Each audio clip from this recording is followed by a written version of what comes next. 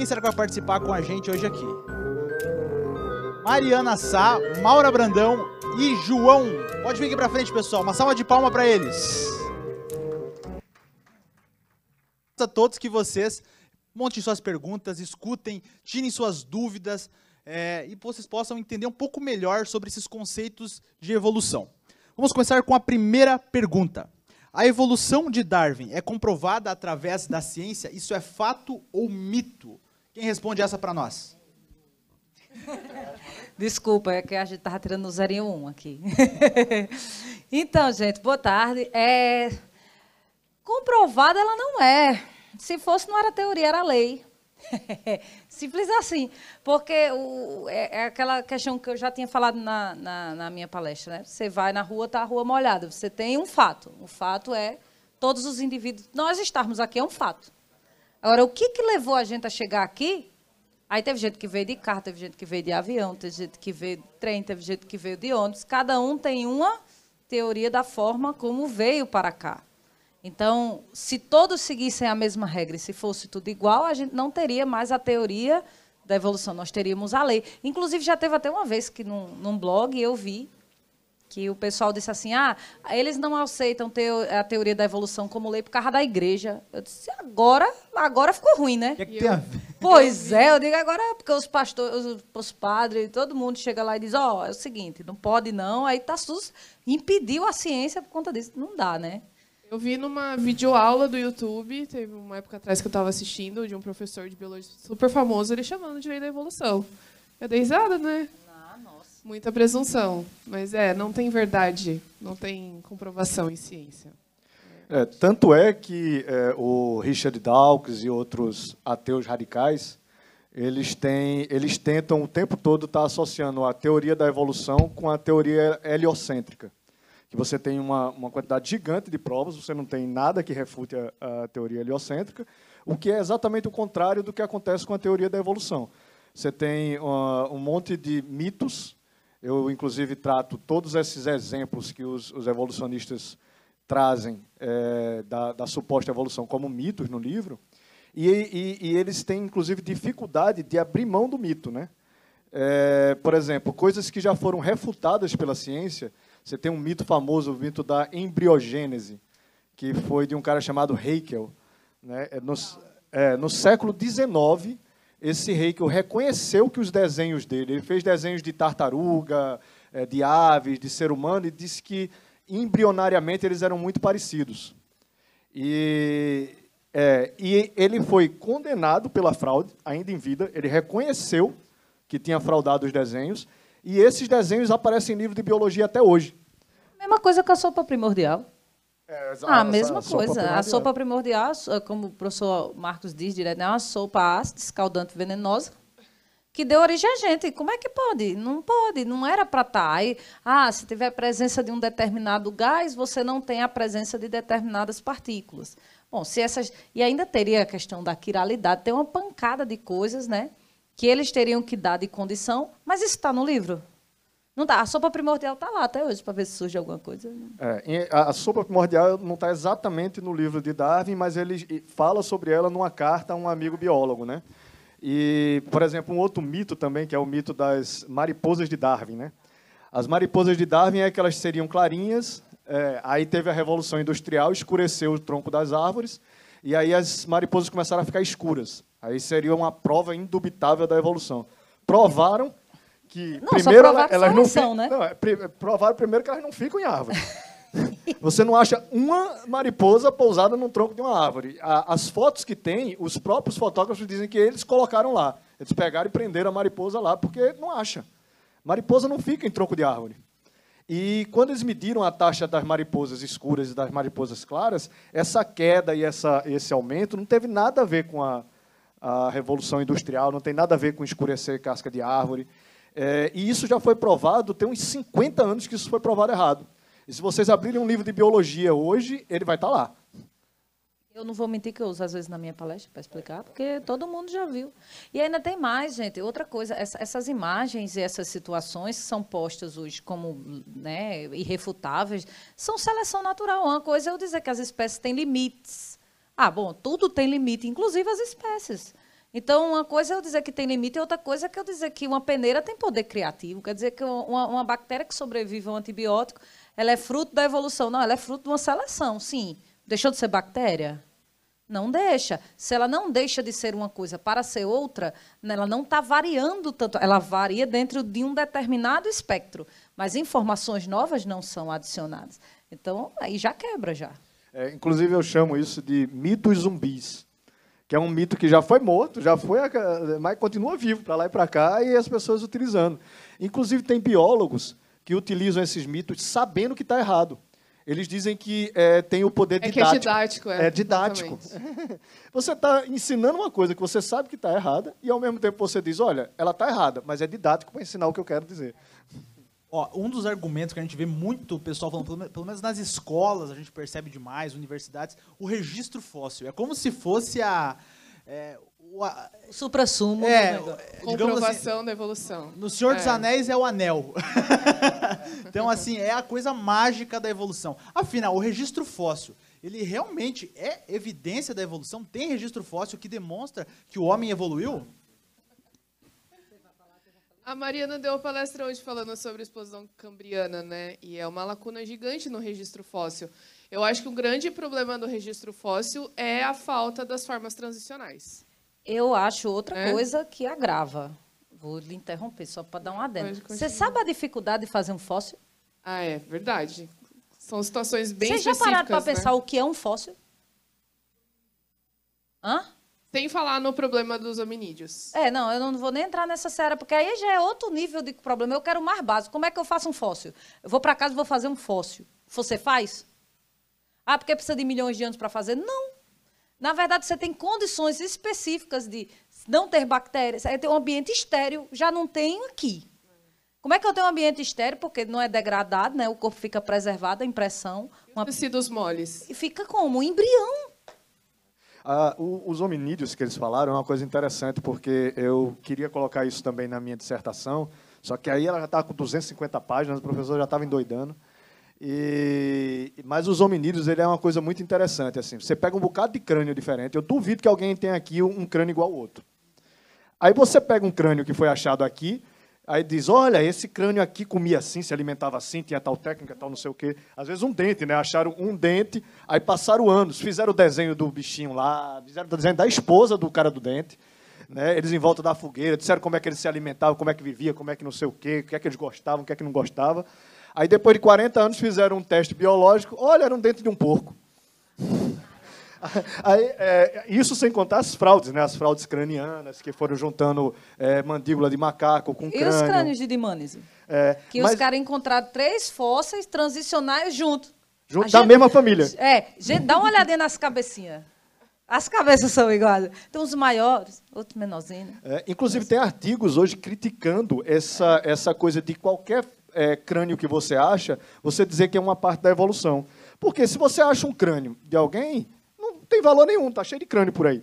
Mas se você diz que aquele crânio foi um crânio de uma espécie que foi extinta e que fazia isso e fazia aquilo outro, aí já recebe milhões de investimentos, já vai fazer pesquisa, já vai fazer um bocado de coisa. E outra coisa é tempo, né? Porque para fazer fóssil é rápido.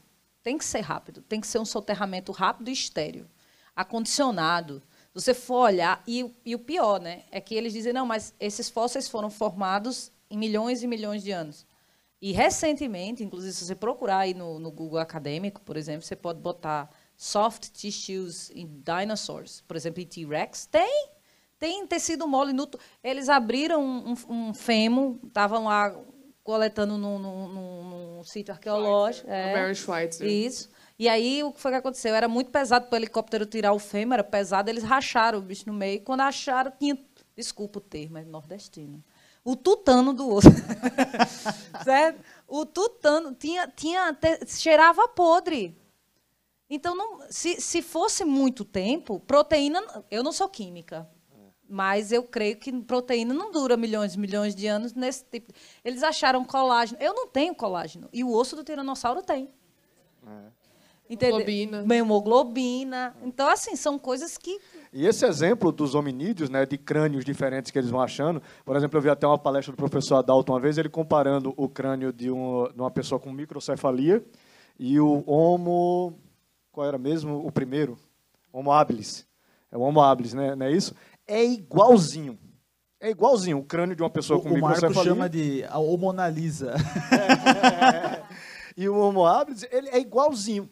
Então, o que é que fez aquelas pessoas acharem que aquilo era uma forma transicional? Bem é a crença na evolução. Né? Muitos argumentos da evolução são muito filosóficos. A questão da são semelhantes, são parentes. Né? Então, se o pesquisador ele acha ali uma forma, nossa, na visão dele é transicional, ele divulga como sendo transicional, todo mundo aceita. Né? Tanto é que, se você for naquele, eu acho que é Museu de História de Nova York, aí eles têm lá a evolução dos equíneos, né? É tudo cavalo.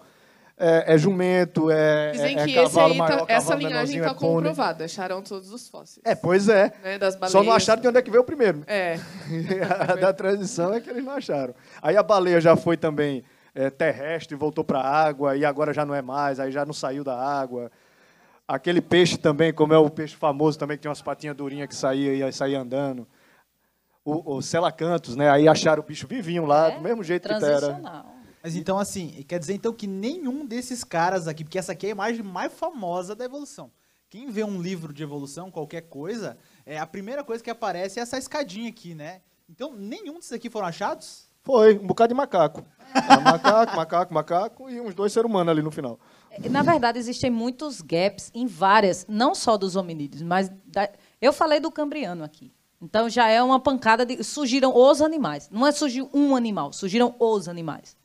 E aí, o que acontece? A gente ainda tem um agravante, porque para todas as espécies a gente tem o mesmo problema. A gente dentro da biologia, a gente chama de tipo.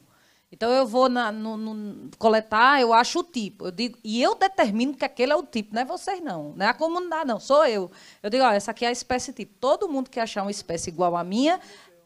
vai para como réplicas, né? São réplicas. Na verdade, é a gente que determina. Então, dentro dessa perspectiva, nós só achamos em registro fósseis tipos.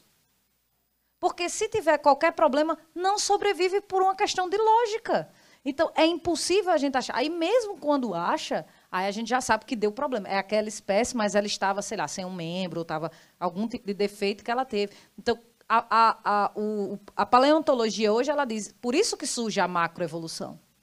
A macroevolução, ela surge como uma ferramenta para você explicar que são mutações acumuladas que, de repente, pum, pula. Porque não tem o transicional, então ele tem que saltar. Aí são os saltos evolutivos. Que é assim, eu não sei, eu acho que deve ser um salto de equilíbrio pontuado, né? Tem que ser de e uma das coisas que Darwin escreveu é justamente que, se essas formas transicionais não fossem achadas, a teoria dele estava falida. Ele mesmo escreve isso. Hoje, o Richard Dawkins, o príncipe lá dos ateus, ele diz que a gente não precisa mais de fóssil de transição. Não precisa mais não, isso é uma bobagem. Porque ele já sabe que não vai encontrar. Você foi na base das coisas, já encontrou tudo que podia encontrar. Você tem bilhões de fósseis que foram encontrados. E eu não estou exagerando nos bilhões. Tem uma praia lá nos Estados Unidos que é só fóssil, né? É tanto fóssil que o cara construiu uma casa, a casa do cara que cuida da praia lá é toda de fóssil. Né? E não acharam esses fósseis de transição e nunca vão achar. Por que ela é tão aceita ainda na academia? Por que a evolução tem que faz eles acreditarem nela? Gostam de mentira? Eu acho que é porque eles querem. Eu acho que é uma decisão. Eu quero isso, não arredo o pé. Sabe?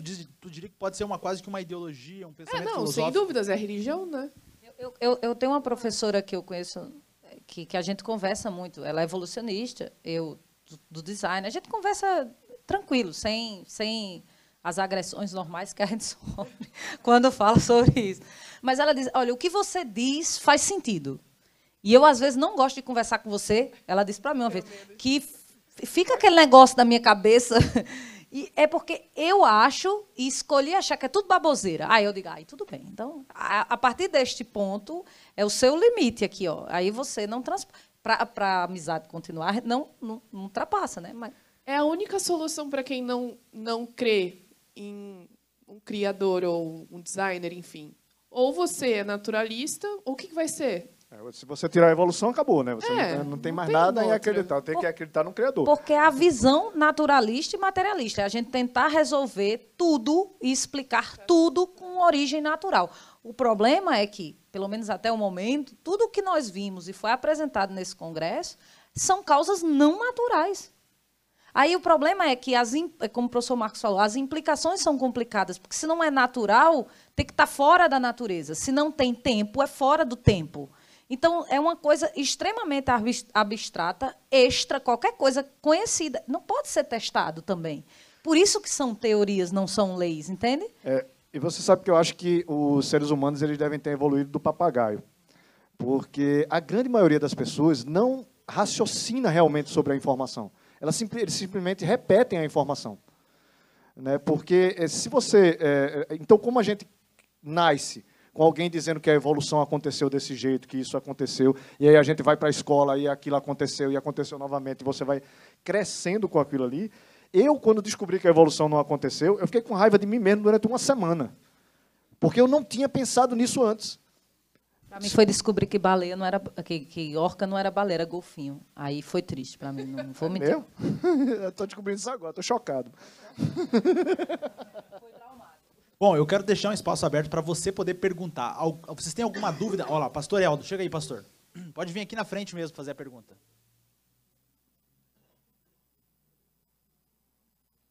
Sobre o tema evolução, qual vai ser a pergunta do pastor Eldo? Rio de Janeiro, né, pastor? Isso. Assembleia de Deus de Madureira, tá? Rio da Prata de Bangu. Boa tarde para todos. É uma honra estar nesse evento com vocês, tá? Sou grato a Deus e a cada um que está aqui presente. O meu questionamento seria, o que a TDI tem a nos dizer sobre a panspermia dirigida? Só isso. Ela é projetada, né? Se ela é dirigida, é um negócio... Alguém tem que quem está no volante? Quem está guiando. E a panspermia é aquilo que o Kelson falou, né? É uma tentativa de jogar todas as respostas para fora do planeta. Você joga a resposta para fora do planeta, infinito, as probabilidades são infinitas também. Tem uma entrevista do Richard Dawkins que eu acho maravilhosa. Aí ele chega, o cara aperta ele pra caramba, tá aí, Brian Stan, o entrevistador. Eu acho que é expelled, eu não sei falar essa palavra em inglês. Expelled. E aí, no final, ele faz uma entrevista com o Richard Dawkins. Aí o Richard Dawkins diz assim, de fato, se você olhar, você vai ver uma marca de design nos seres vivos, nos organismos. Mas esse design, ele é um alienígena que foi formado pelo processo evolutivo fora da Terra. Ou seja, Darwin funciona fora da Terra, aqui não. Professor Adalto, deixa eu dar o seu exemplo da água, deixa? Obrigada. O professor Adalto tem um exemplo fantástico, simples para vocês entenderem. Onde tem água, tem? Água. Aí está assistindo já a palestra, quebrou minha brincadeira. Ó. Pô, tem algumas pessoas que não vocês, graças, né? Diz que onde tem água tem vida. Eu espero que não, que a água que a gente está tomando tenha nenhuma. Para não dar nenhum problema depois. Porque a ideia é que é uma coisa que é repetida diversas vezes, ela se torna, teoricamente, uma verdade. Então, é repetido que a gente precisa explicar o universo e a vida por meios naturais. Então, como a probabilidade se esgotou na Terra, a gente joga para o espaço porque ele é o quê? Infinito. Então, as infinitas possibilidades, então, vêm de Sedex. Só vem. E a gente não tem como ir lá para saber se é ou não é. E aí, por isso que, de vez em quando, vocês vê na TV assim, encontramos um planeta que tem água. E daí? Vai que, não estou dizendo que tem, certo? Mas imagine que tem um planeta que os indivíduos vivem de areia. E daí? Não vive na água, não precisa de água para viver. E aí, vai ter o quê? Aí os caras precisam achar um planeta que tenha água, ou inventar que Marte tinha e mandar para cá de Sedex. Alguém tem que ter tido. Ou inventar o próprio planeta, né? Porque de uma hora para outra, por exemplo, a NASA descobriu 12 mil planetas. Vê que milagre. É simples, eles pegaram os dados radiométricos, porque nenhum é avistado. Nenhum, nada fora do sistema solar é avistado. É fotografado mesmo. Né? Aquilo ali são interpretações que computadores fazem dos dados radiométricos que vêm nos telescópios. Né? E aí eles simplesmente mudaram o parâmetro deles para dizer o que é planeta de radiometria e disseram, olha, tem 12 mil planetas. Qual a probabilidade de um ter água? Aí, sei lá, 0, não sei o quê. Então tem vida. Pronto, mudaram também a definição de vida, né? Qual que é a definição de vida da NASA? Que pode passar por evolução ou processo darwiniano, né? Então, qualquer coisa pode ser vida, né? Porque antes era baseado em carbono, agora é qualquer molécula, qualquer coisinha que encontrarem, aí já, olha, é uma protovida. Vamos para a próxima pergunta, então. Eu vi que o rapaz tinha levantado a mão. Tu tem uma também? Tá. Então já vem aqui na frente, que você vai ser a próxima, então. Pode vir. Depois dessas eu vou encerrar as perguntas, tá bom? Pode vir.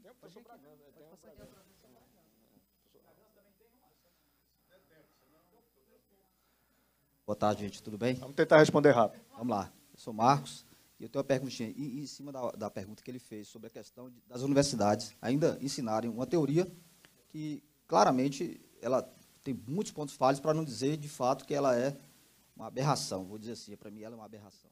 Mas a verdade é o seguinte, se isso as pessoas chegam à lógica que, de forma racional, aquilo não faz sentido algum, mas sustentam isso, a pergunta que eu faço talvez seja mais teológica do que, né, no curso científico. Mas eu penso o seguinte, será que não é uma forma de, negando a Deus e tornando o naturalismo como algo que a pessoa possa aceitá-la, ou se ele tiver que reconhecer, alguém reconheça a Deus como ser supremo, ou quem realmente é maior, vai ter que, como é que eu posso dizer, prestar contas, porque o problema é esse. Eu acho que tem uma questão de prestação de contas, né?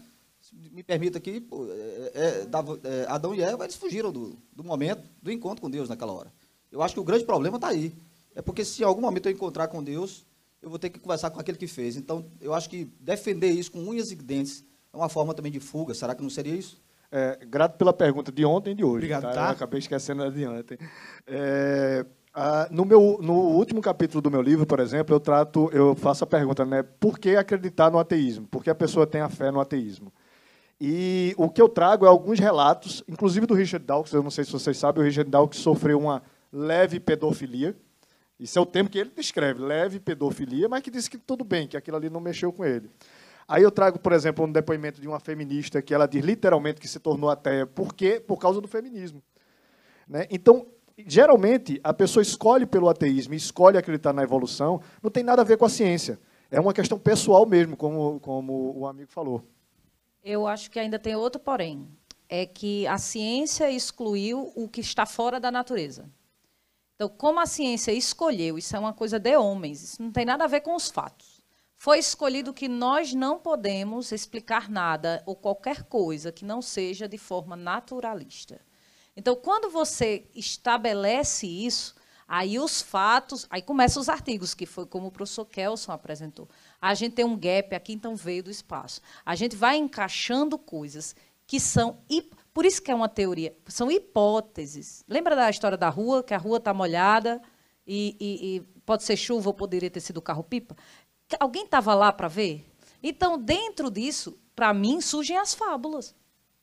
Porque a gente hoje tem os dados, mas o que é mais provável? Ter chovido ou ter passado um carro-pipa? Bom, vamos discutir, vamos escrutinar, vamos teorizar. Mas não é permitido. Porque se não for natural, for sobrenatural, eu não tenho matéria para lidar com aquilo.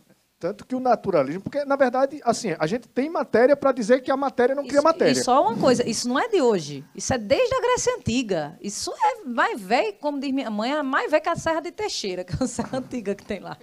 É antigo, isso é uma discussão que não é a gente agora. Isso vem... Mas se a gente não foi tinha a feito, proporção que tem hoje, né? Não, hoje é diferente. Mas, Tanto assim, que o naturalismo metodológico também é chamado de ateísmo metodológico, que é uma coisa que leva a pessoa para o ateísmo. Eu, mesmo curso Ciência das Religiões, os caras saem muito menos religiosos do que quando entram. Falando sério. Quem é o próximo? Sobre evolução, certo? Então, faz aí a pergunta. A Marina falou muito bem na palestra dela, e de tudo que ela falou ali, eu cheguei a uma conclusão e queria saber se você compartilha com o que eu concluí. A gente ouve muito falar em contos de fadas para criança. Eu cheguei à conclusão que a evolução, depois que você falou, é um conto de fadas para adultos. Você concorda? demais. Eu não posso falar muito, não, porque eu sou formada nisso aí. Aí, se eu disser que meu diploma é de conto de fadas, aí eu vou perder um bocado de coisa. Mas não faço isso, não. Porque eu tenho... Imaginem, eu tenho doutorado em quê? Em fábulas. Não, brincadeira. Obrigado. Doutor Bragança, é uma pergunta sobre evolução. Pode chegar aqui.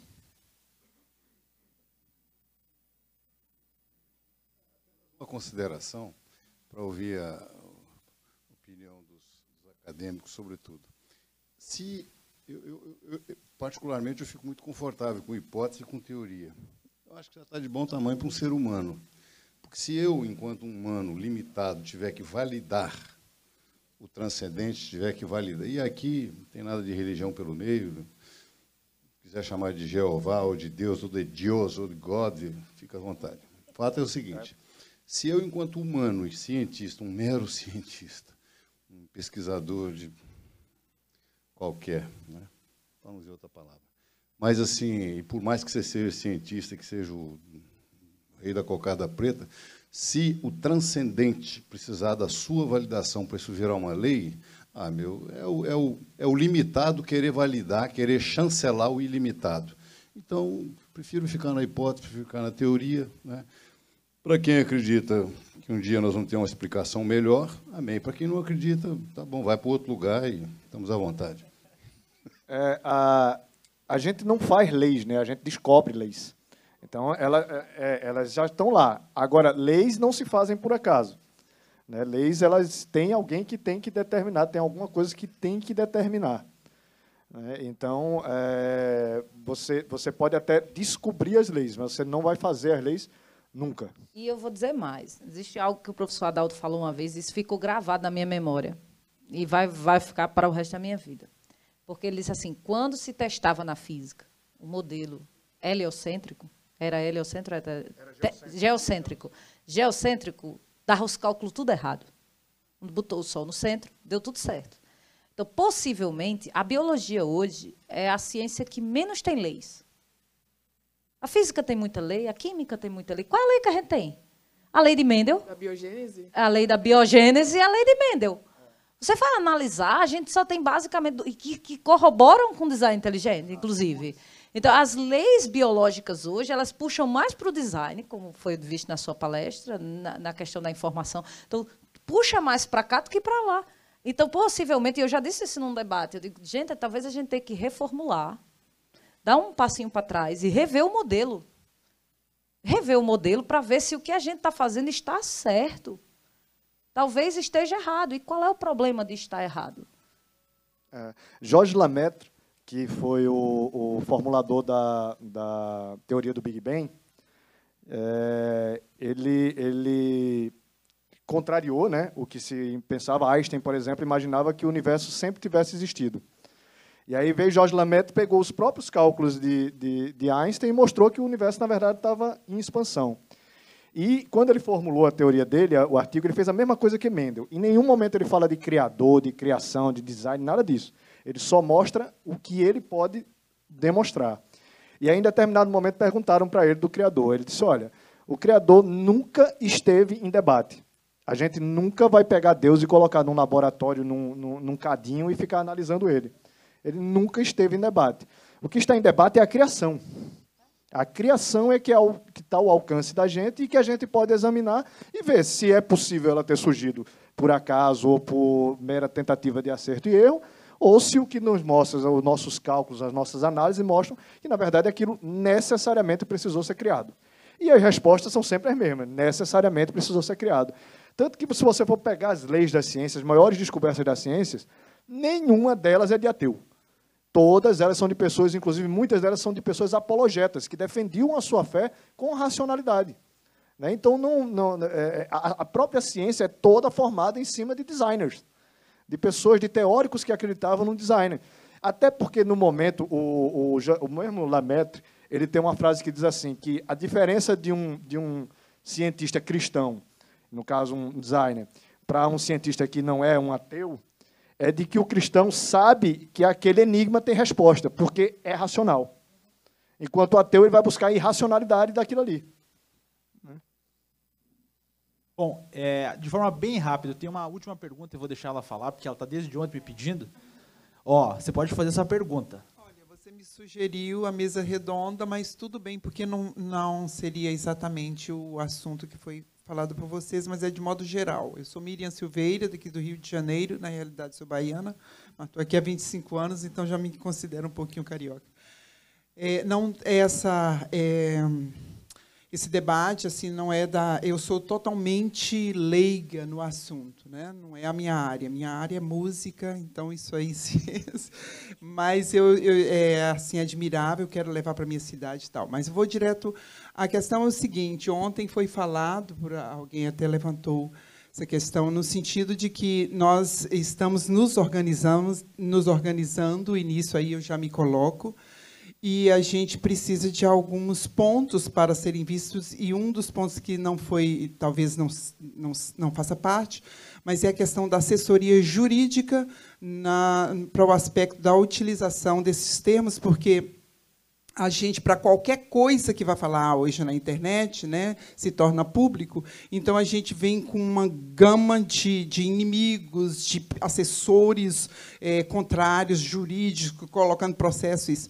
Então, não sei se é oportuno, mas eu acredito que é um movimento que deva se pensar na assessoria jurídica, até para sabermos o que nós vamos divulgar e como se colocar, né, frente à sociedade. E, muitas das vezes, a gente coloca exatamente coisas que são totalmente inofensivas e elas se tornam amargosamente ofensivas, e nós não temos respaldo jurídico e nem sabemos como fazer isso. Então, seria interessante, eu acredito, né, talvez vocês concordem ou não, possam me orientar no sentido de termos uma assessoria jurídica ou um modelo de o que pode, o que não pode, ou talvez a TBI esteja lançando vídeos onde esses temas sejam multiplicados por a gente. Nós precisamos, hoje, sim, ter uma voz com um alcance maior na mídia.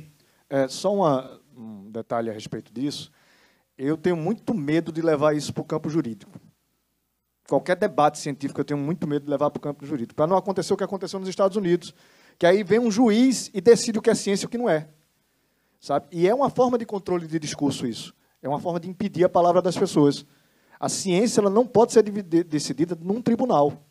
Né? Então, o meu medo é esse. Eu acho que a gente tem que ter um respaldo jurídico, sim, para alguma coisa, mas você não pode nunca, em momento nenhum, levar o debate científico para um tribunal. Porque senão vai ter a decisão final, e a decisão final vai fazer o quê? E outra coisa, eu penso, não sei se os demais vão concordar, mas eu penso, e é o que eu faço nas minhas palestras, sempre quando eu vou falar, eu me embaso, como o Kelson, a maioria de todos, com artigos. Porque não é você, não sou eu a pessoa, Mariana Cavalcante e Almeida Sá, que resolveu chegar aqui e dizer a você que o cambriano é um problema. Eu estou te mostrando com os artigos dos próprios evolucionistas que dizem que não funciona. Você está entendendo? Então, quando isso acontece, a pessoa vai lhe contestar de quê? Eu não gosto de você. Aí já é questão de gosto. Gosto é que nem comer. Comer, nem todo mundo gosta. Então, assim, você não veio para agradar todo mundo. Tem isso também. Eu acho que a forma com que você se posiciona é importante. Se você constrói seu discurso com argumentos embasados, para a pessoa não entender que isso veio da sua cabeça e foi invenção sua, sabe? É muito importante. O problema é quando o debate sai do campo científico e começa a ir para as ofensas, ou você começa a atacar, por exemplo, a sociedade do design inteligente, ou você começa a atacar uma outra instituição. Esse é um problema, e a gente precisa cuidar muito isso hoje nas redes sociais, né? De manter o debate dentro do campo das ideias ali do científico, e se começar a ter algum tipo de ofensa, só um pouquinho, eu vou me retirar, porque agora já não é um espaço seguro para mim. E aí sim, o argumento ad hominem, a ofensa, você pode levar para um tribunal, você pode discutir, você pode fazer. Caso, agora, o que está sendo falado em termos de argumento científico, eu peço que não se leve novamente para um tribunal. É que ciência é isso, ciência é um debate de ideias, né? Nada e fazer tudo, para evitar judicialização, eu faria o caminho da prevenção, e aí eu concordo com ela o seguinte, que seria advogados que nos previnam, dizer, olha, evite essa palavra, evite essa expressão, evite essa provocação, para prevenir. Agora, realmente judicializar, nós só vamos tomar na cabeça. Como eu disse, talvez meus termos não sejam exatos assim, para fazer... me fazer entender. Mas é por aí. Uma orientação, conforme foi mencionado aqui, de que maneira se comportar diante disso. Não é judicializar, também concordo com você. Não misturar as coisas, assim como você não mistura com religião, você não vai misturar com a justiça. Mas uma orientação, já que estamos vivendo numa equipe, para nos sabermos comportar, inclusive, e termos seria uma dessas educação, forma de educação. Existem alguns vídeos que a sociedade tem feito, né? A gente tem a Liga, tem várias vertentes do design que já está trabalhando nisso. Eu acho que o nosso canal no YouTube tem sido... Consegue me aumentar um pouco aqui? O nosso canal tem muito conteúdo, nós temos o nosso site também. Eu acho que, nesse sentido, pelo menos nós temos alguns que são da área do direito. Por exemplo, eu sou da área do direito, o professor Glauco, o Tassos também. Então... Estão ouvindo bem? Perfeito. Então, assim, quanto a essas situações jurídicas, nós temos que tomar muitos cuidados com algumas coisas. Mas, claro, quando nós embasamos simplesmente em dados científicos, a gente precisa... Posso trocar com você? Que esse aqui está... Quando a gente fala sobre dados científicos, nós temos uma questão. A gente não vai debater num tribunal dado científico. Ninguém entra com um processo em relação a isso, a não ser que seja um dado falso, entende? Então, assim, quando a gente usa literalmente ciência, dados científicos, não tem o que se ingressar com o processo. Nós trabalhamos na área, a gente sabe que não é assim. Ninguém entra num processo se não fosse falso aquilo. Por exemplo, se a gente vem aqui apresentar dados falsos, aí sim, pode sim ocorrer um processo. Usar o nome de alguém. Usar o nome de alguém. Calúnia, por exemplo, né, a gente vinha aqui fazer um ataque, por exemplo, algum evolucionista em específico, e a gente vem ofender ele, né? Aí sim pode sim ocorrer um processo. Então, o cuidado que nós devemos tomar, respondendo a sua pergunta, que é muito boa e muito válida, eu entendi o que você quis dizer, sim, é muito importante, em tempos de cancelamento, nós tomarmos muito cuidado, porque hoje, qualquer coisa que você fala, vocês sabem que você é cancelado por qualquer coisa, qualquer assunto. Exatamente. Então, qual é o cuidado que nós devemos falar? Somente aquilo que nós temos certeza. E mesmo assim, devemos tomar cuidado como falar. Não é, às vezes, o que você fala, mas como você fala. Exatamente. Eu vou dar uma sugestão com base nessa ideia muito boa sua, que eu acho importante. Nós estamos para lançar um curso da TDI para dar essa introdução sobre o que é design inteligente. E vamos colocar, então, um módulo, graças à sua ideia, então. Quero agradecer a pergunta, para a gente falar um pouco sobre essas questões jurídicas. Uma salva de palmas para a pergunta dela, que foi muito boa. Vamos colocar, então, um módulo para falar um pouco desses aspectos. Vou convidar o Glauco também, o Tassos, daqui a pouco, para nós estar fazendo um vídeo sobre isso. E, querendo ou não, basta a gente tomar cuidado e se basear apenas na ciência.